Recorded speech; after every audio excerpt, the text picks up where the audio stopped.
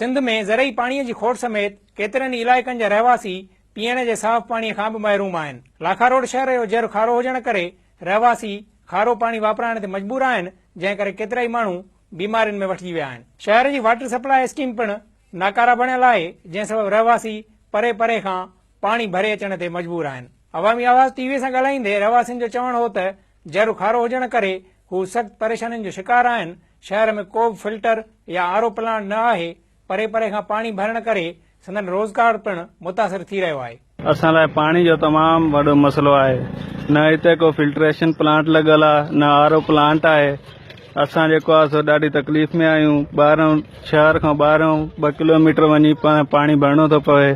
तमामु ॾुखियाई थी थिए। इन लाइ असां गवर्नमेंट खां पुरज़ोर अपील कंदासीं असांजे शहर में को आरओ प्लांट लॻायो वञे, जीअं असां जेको आहे पाणी जो मसइलो हल थिए। असांजो पाणी ॾाढो कोड़ो आहे। शहर में को सहूलियत न आहे, असांखे सहूलियत फराहम थी वञे। तमामु परे खां अचूं था। असां जेॾीमहिल बि अचूं था फाटक बंदि पियो। असांजे शहर जो पाणी तमामु खारो आहे, जंहिंजो करे असां सभिनी पाड़े वारनि खे तमामु तकलीफ़ थी थिए। असांजी अपील आहे हुकूमत खां, महिरबानी करे असांजे लाखा रोड जी वाटर सप्लाई चालू कई वञे। असांखे पाणी जी महिरबानी करे वाटर सप्लाई ठाराए ॾियो ऐं असां मज़ूरी कयूं या पाणी भरियूं।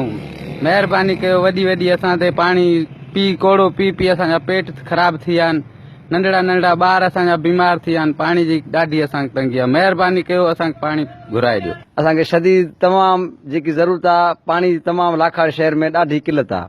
खारो पाणी पी पी असांखे सफ़ा ईअं कमज़ोर थी विया आहियूं। असां वञूं था डॉक्टर वटि त डॉक्टर बसि ईअं थैलियूं सुइयूं चाढ़े वरी एटो टेम असांखे तयारु करे मोकिलनि था। वरी हफ़्ते ॾेढ खां साॻी असांजी उहा ई हालत लॻी पई आहे। हिन खारे पाणी मां असांजी महिरबानी जान छॾायो।